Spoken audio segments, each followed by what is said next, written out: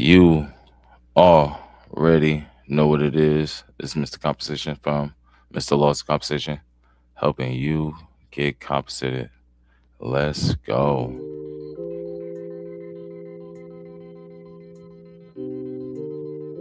Y'all know me. I don't take long, bro. I'm just out there, homie. Y'all see the name. I play his music all the time on my IG. It's like the song is jumping. You feel me?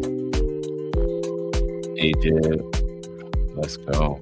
You already know I'm just gonna add them on. Big appreciation, big appreciation. AJI to the biz. Let's go. It's a pleasure to have you on, God. Salute to God, salute the Lord. Hope everybody is doing great this evening. Or should I say this after this midnight? We out here. Wherever you are in the world. Wherever y'all tuning in at, you feel me? We was just on the phone. I figured we always talk about this. We'd be like, "Yo, we gotta get this on the platform." And what better platform to do it on the YT? You feel me? I'm with it. You dig what I'm saying? And we was just talking about. We was just actually talking about some law, right? Yes, sir. Yes, indeed. And I'm not even. What you eat over there, brother? bro. If I ain't munching, I'm in dysfunction. Ooh, I just had to cut up them apples real quick. I'm about to get in this tangerine. I was dipping the apples in the yogurt. Now I'm about to dip the oranges. I love it, yo. I love it. Oh, that's so crazy that you say that because that actually points me to the direction of my sister brand. Go to Hippie Vegan Hustlers too for all your sea moss because we have a new distributor on deck. You know what I'm saying? Actually, yeah, you wait, you dig? Keep it And then fresh. also, and then also for your spiritual voodoo, juju, all that craziness. You feel me? Over here we keep it business, but on that side we keep it spiritual. You dig me? So let's get it. So Jib, so Yes, how sir. long? So how long you been going?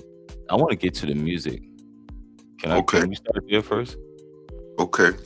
You How gotta long you call been? me busy since we talking about the music. Yeah. We're up. How long you been doing music for, Jay? Fresh out the womb, I was rapping out my mom's pussy. Yeah, yo.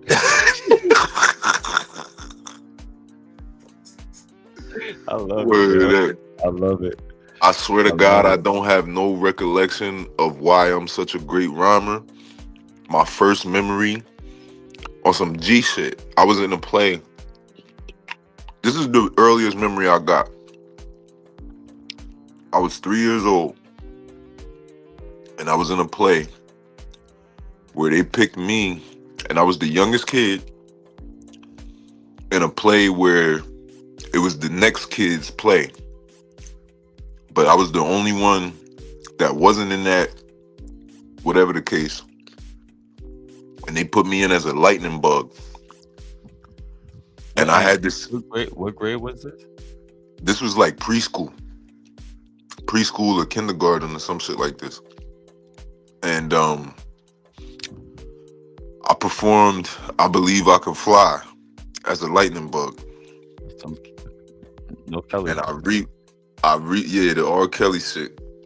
This was before, obviously, the world knew he was a pedophile and all this other wild shit. But after that concert, it was a musical play, not a concert, whatever. But after that play, like me and two of the kids somehow was like, at that time we was calling it poetry, but we didn't know we was rapping. We was Mm. freestyling after the concert. And I remember, like, at that age, I was in love with that old school song because my mom used to like play it a lot, but it would also just be on the radio a lot. But my mom had that on a CD too, where flashlight, boom, boom, street light, that old school funkadelic shit. So I had a flashlight on my costume as the lightning bug, and I remember playing with the flashlight and making mad rhymes with the flashlight, like, you know what I'm saying. From then on, I just never stopped writing. I used to write poetry in my spare time during class. I used to write poetry when I got on the bus. The whole way home, I'm writing poetry. Um, I was a ladies' man at an early age. I'm dry humping in kindergarten and shit like that. I used to write poetry to the girls, if you drive don't them mind, crazy. me I asking, never was not a rhyming ass nigga. if you don't mind me, if you don't And the mind first telling, time I recorded something, I chose the rap name Definition because every time I spit, I wanted it to be meaningful. I wanted people to look at my music and be like, damn, this nigga's, even if I was just talking about getting money or fucking bitches or whatever the case, because when I was young, I had that mindset of, I gotta rap about what these niggas rap about. But at the same time, I was so creative that my mind would rap about outer space. My mind would rap about atoms and molecules and fighting dragons or something mystical or something mythical. And that elevated. And I I didn't know what it was at those ages, but as years went on, I would say when I was about 16, I realized how much I intimidated and influenced the older heads around me.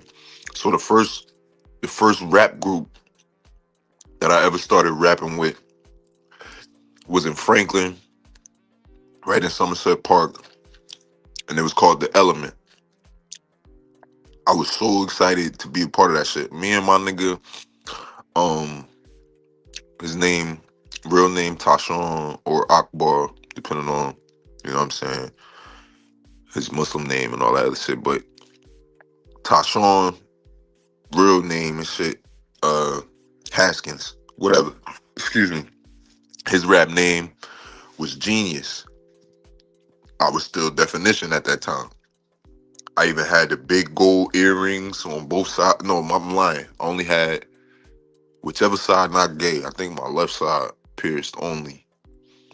And I had the big ass gold DEF, deaf, for definition and shit. Like gold chain already and all this shit by this time.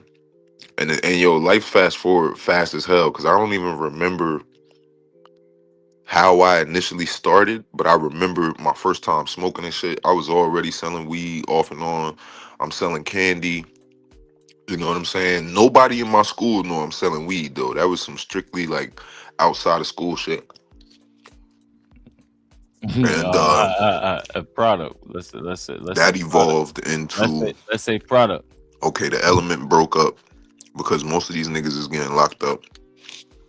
The dude's house that we was recording at, I think he either moved out of the apartments or he just, I don't know what the fuck happened, but there was some weirdo shit with that. And I was too young to even understand things or have the brain capacity to remain professional enough to know what was going on. I just knew this nigga had a studio. We could record here. I recorded maybe twice, three times in that nigga's studio and shit. But me and Tashon, we didn't know it at the time. It's not Tashon because Tashon was, I'm saying niggas, governments and shit, part of self. It's out there now, but much love. How you doing? Hope you good, bro. Um, that nigga was way more like really street at that time than me. Like I was more so of a hustler, and I saw where shit was going. I saw that we really ain't doing nothing productive here, so I just stopped coming around, pretty much. And then I was cool with everybody and shit like that, but especially once the music fell apart, like once the nigga who had the studio moved away and all that shit, it was really no point of being around them niggas unless you was looking for some trouble to get into. And hustling and trouble don't go together. So there's no love lost. I don't even know if all them niggas still remember me or not. But I could name mad of them niggas You know what I'm saying? But that's neither here or there. Fast forward, the next time I started recording, I think I was like 19, 18, and it was about for a year, maybe 2 years. I was going to this Indian dude house. Let me say Hindu. I was going to my Hindu homie house. I went to school with and shit, and I had the idea to make an album called "Blowing Out the System." Blowing Out the System was supposed to be a rendition of when you had the Nintendo or whatever game you had back in the day. You used to have to pull the cartridge and blow the cartridge, but it was a metaphor for how the system, the government, institutionalizations, and all that are rigged or are glitchy or are messed up or whatever other words you could say it. So you got to blow out the system to fix the system, right? That's that was my whole first album was about. My dream kind of was like half-ass cooked because I was still so young in the knowledge of how to professionally put out music. So it just wound up becoming like a SoundCloud album. Those were the first songs that I ever released on SoundCloud. No, I'm lying. I have released songs before that on SoundCloud, but not in a professional manner where like it was a compilation or something or a strategic project. And eventually led to Blowing Out the System. Blowing Out the System came out. I started getting a little traction. My neighborhood, listening to me because it starts real small at first. And I was happy about that. Like, I remember the first time someone told me about my music that like I didn't go away. I didn't go out of my way to tell or share it with them. That made me feel a million times bigger than what I was just because somebody that I knew took the time out to appreciate what I did. So now, fast forward, some time passes. Me and that guy, I'm thinking we about to be like freaking how Alchemist and Rock Marciano are now. Like I'm thinking we about to be hitting these tracks and let's do the second album. And this guy is talented. Like my Hindu homie, Ankit, I hope you're doing well. What was my first song ever?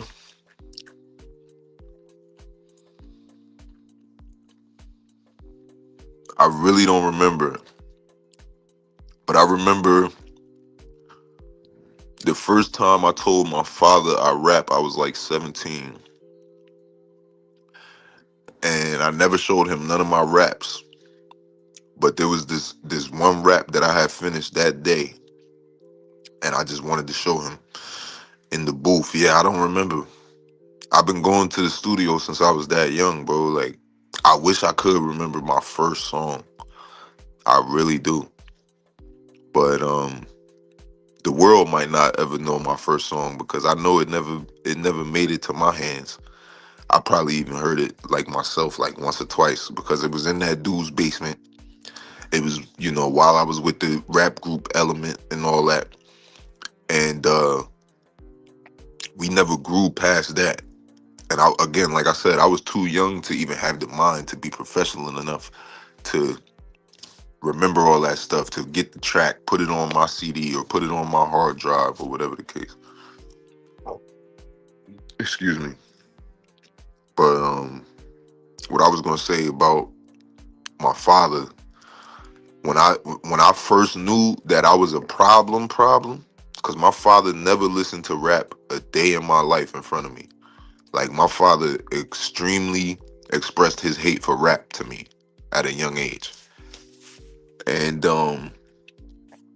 I think the only song my father wound up liking that I could remember while I was young, and it was because me and Shane used to sing it all the time, is LL Cool J Doing It Well on some funny man shit. But when I was 17, I'll never forget, I rapped for my dad in the kitchen after I had just wrote this rap. And it was like the first rap in a while that I had wrote that was like mad philosophical. I probably remember it still to this day. I'm gonna try to see if I can spit it real quick. But after, before that, I just want to say, when my father told me that, like, yo, you need to do a poor man's copyright on this, you saying some profound stuff. Like, I can't believe this is my son talking this. That's when I knew I was hot. Let me see if I can spit it. Go. Busy Bethlehem, man to Jerusalem, Jesus of the rap world, I'm spiritually inducing them. Jehovah Hoover, pray before I move the Buddha to maneuver past the crack and getting head from Medusa. She used to be so pretty, now she battered in the cutest. All of this is happening as others try practicing the hack within my mind, but they staggering and lacking in staggering my movements. AJIB, capturing improvements like I'm snapping photos of the future. The fact just is my thoughts are ahead of time like a face for a clock. You sent me a they sent me a doctor to I can't even remember. It could come back real easy though, but that's on SoundCloud. And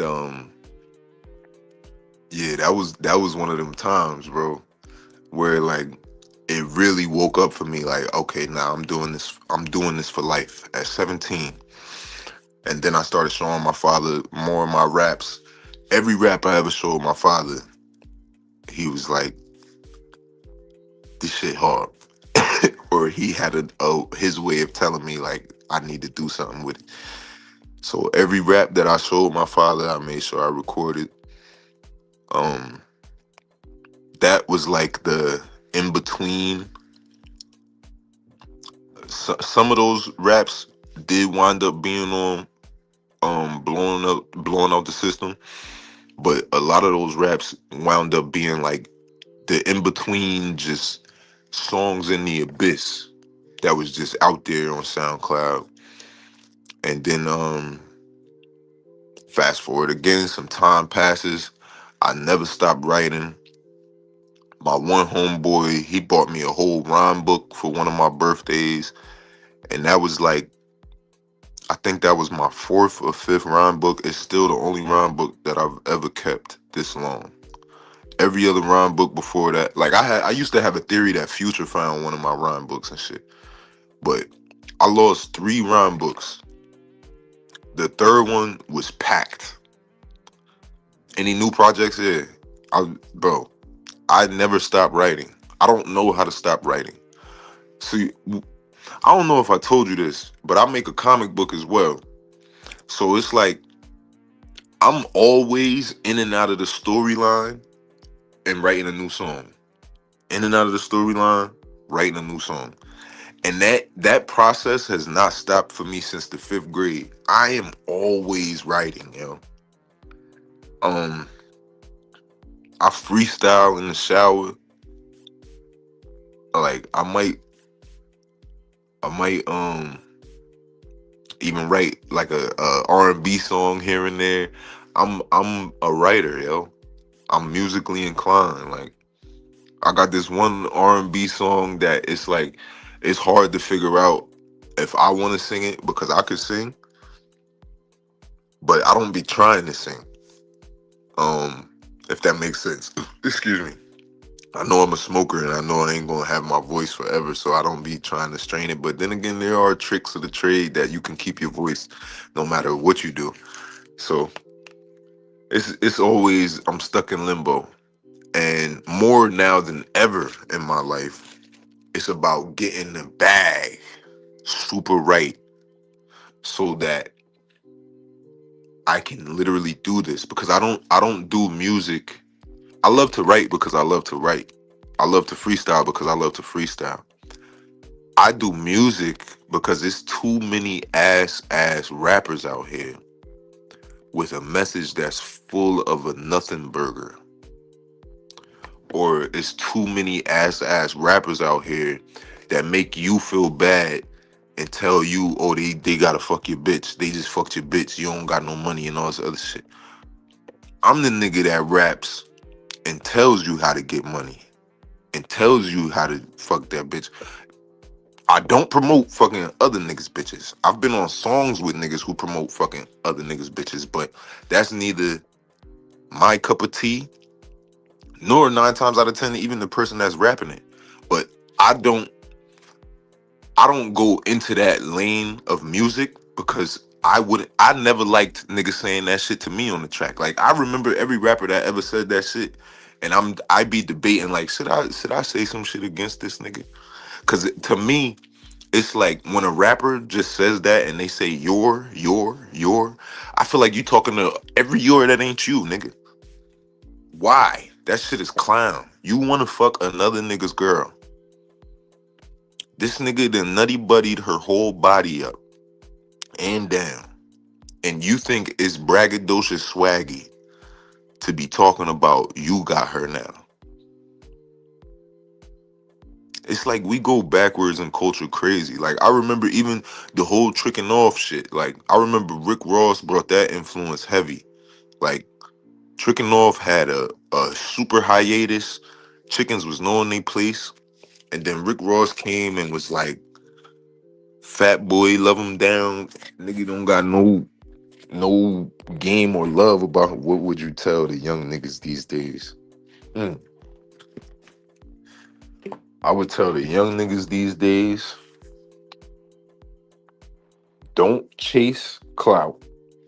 Like, don't chase being known.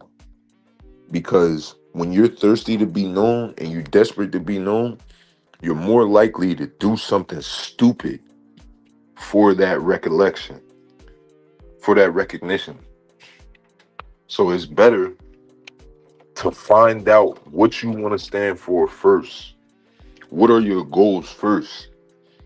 Not just getting a bunch of money. Like a good person I can explain, that's a great example of that. That Caucasian nigga Jack Doherty or John Doherty, whatever his name is. All these live streamers and shit like that you done seen. Johnny Somali. All these live streamers and shit like that you done seen go to jail and ruin their lives. Or not necessarily ruin their lives, because the world looks at jail differently than what jail really is. Coming from a man that's been there. Prison, in America anyway, that shit is a rehabilitation center. If your mind right. You're supposed to come out of jail prepared for life better. Being institutionalized is a real thing, and yes, it can happen. But if you're diligent in getting your life together, it won't happen to you in a way that hinders you from being productive in society and getting your life back together. So if you is a young nigga and you don't have no jail record yet, you know what I'm saying? Do your best to keep it that way. Not on some, oh, I'm slicker than these niggas, I'll never get caught. No, I mean literally take yourself out of that realm and start putting your mind into a serial entrepreneur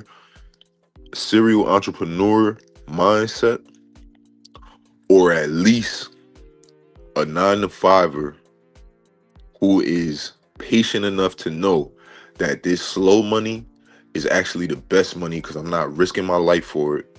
And while I'm young, the time is on my side. So if I take the sacrifice to build up this slow money, and don't let you learn about investments, it's over. Take this slow money and enjoy life at that bracket. Because enjoyment is only as sweet as the freedom you have to exercise it. Nobody even capitulated that to me before, yo. Like, it's people who tell you when you growing up and shit, oh yeah, stay in school, do your homework, all this other stuff. But I didn't have no one. I wish somebody would have broke down what prison was hard body, because even that shit, obviously when I was little, I had no idea But you know, even as you get older, you think like you have an idea. You don't have no idea what that shit is like. Nobody wants to be in there.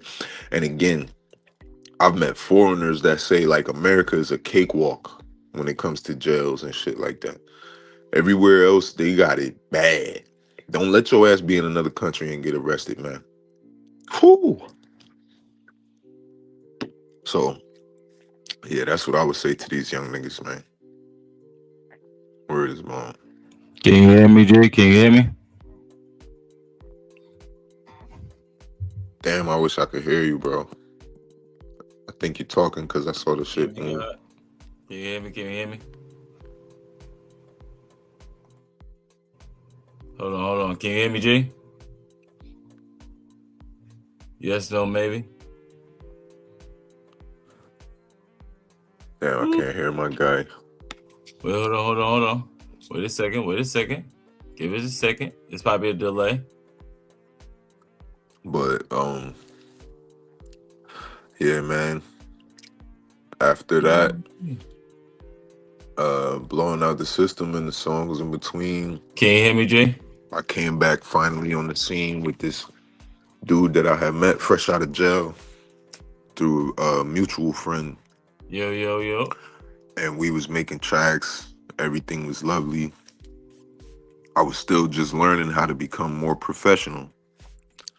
So boom, my nephew put me on to learning about, you know, DistroKid and making your own label through them. I also just, you know, networking. I'm trying to perform at more shows, finally getting more shows, performing and stuff. Never had a crowd boo me.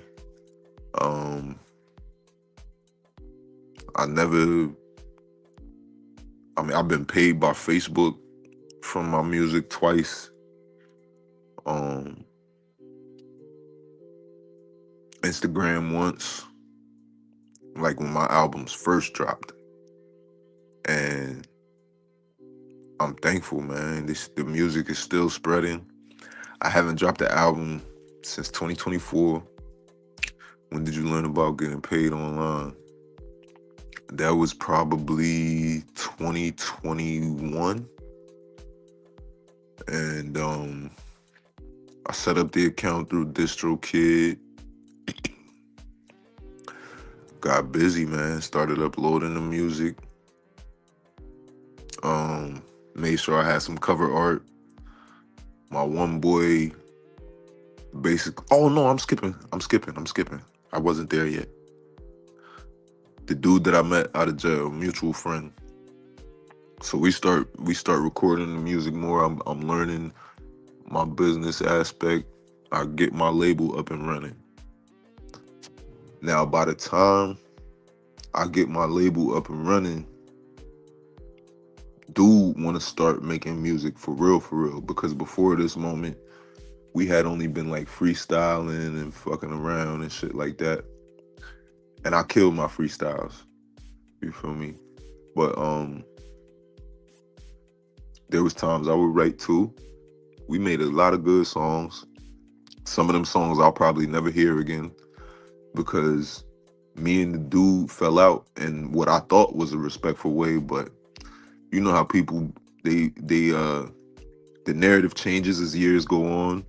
I just recently had a conversation with that mutual friend, and it was like I could tell from the energy of how he was talking to me, like he's been kicking in my back this whole time. And even if he wasn't, for whatever reason, he thought it was animosity because he was one of my first friends to where if we spent a lot of time away from each other, it wasn't never no problem. But this time, once I had reached out after the first while in a blue moon or whatever, treated me like I was a crumb or some shit. So still gentleman and all that, because I got mad love for that brother still to this day. Like that's my fucking brother. I'll kill somebody for that nigga right now. But outside of that, it's like you see a person's mental. You can't just heal somebody. So it's like The dude that we was making music with, he didn't want to honor my name respectfully on the tracks. Like, I had to pull his teeth just for my name to be spelled correctly on songs. And then once we did that, him not wanting to give me my credits was just like brushed off by my mans as if like this is some shit we supposed to accept because we recording in his crib. He giving us the free recording and all that. Niggas is, eating food for free. His wife cooking for us and shit like that. All that is fine and dandy. But just like I'm gonna tell y'all, like I told my mans, that's some P. Diddy ass shit. I'm not dumb enough to get P. Diddy'd. I don't give a fuck what you giving me for free. What do you say about relationships in the music industry? You definitely got to be careful. Um, People warned me in earlier years, like, don't try not to do business with your friends, try not to do business with your family. I don't believe in that method because I feel like anything could go wrong with anybody. Yeah, it sucks if it's somebody that's close to you, but sometimes in the long run, excuse me, when somebody close to you do you wrong, they're that much incapable of not doing the wrong. Meaning, like, if I did you wrong and you knew it was me, there would be a reason in your head, like maybe he's not explaining it to me, or maybe I don't know right at this moment, but something happened for that nigga to not be able to do that. And then you got people who will fuck up and it's either intentional or like it was avoidable, but they didn't act on it. Like whatever stopped them, they couldn't complete that task. And in another person's hands, it could be like, they'll really get that done for you. What's the question? My bad. Where do you see music going? And consciousness. They've always, you feel me? Rap stands for rhythm and poetry. Hip hop is the art of, rhythm and poetry, but in a more of a storytelling sense. Now, consciousness, that's always been prevalent in the game. You feel me? The consciousness from the moment rap started, it was a embellishing of a story and always trying to get you to think outside of the box. Rap has evolved now to where, those sides have become so separated because they used to be together. My phone on 10%. I'm gonna switch phones in a little bit. Excuse me. It used to be together. Now it's so separated that, like, it used to be a time where everybody, oh shit. It used to be a time where everybody was listening to everybody. All the rappers was, able to be stomached. Now it's like you have a bracket of rappers. 5 minutes wrap up, okay. Now you have a bracket of rappers who are only conscious. You got a bracket of rappers who, let's say, are only street, or you got a bracket of rappers who only rap about girls. You feel me? The consciousness is so messed up because Satan got his hands so deep in these niggas, bro, that like you gotta dig hard in the underground to get that real rap consciousness rap. Like, what's commercial conscious now is not what was commercial conscious in like the 90s or the 80s, even before I was born. You feel me? But I think the state of rap is going in a hyper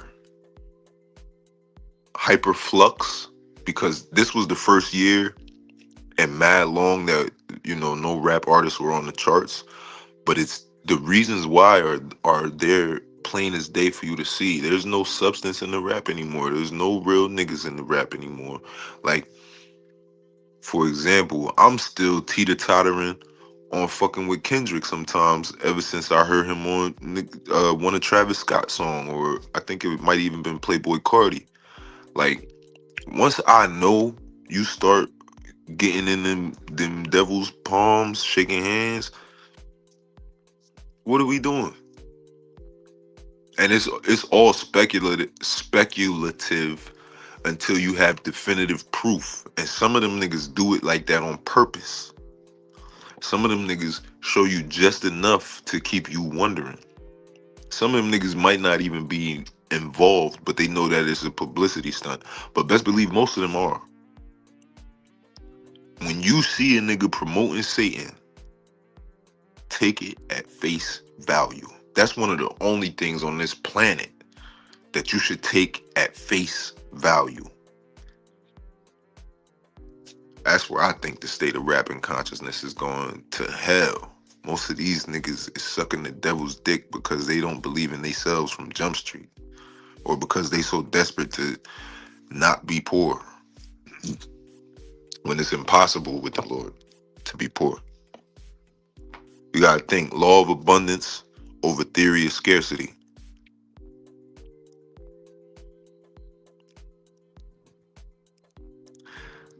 Okay, play some music. I got you. We're gonna pick a nice banger.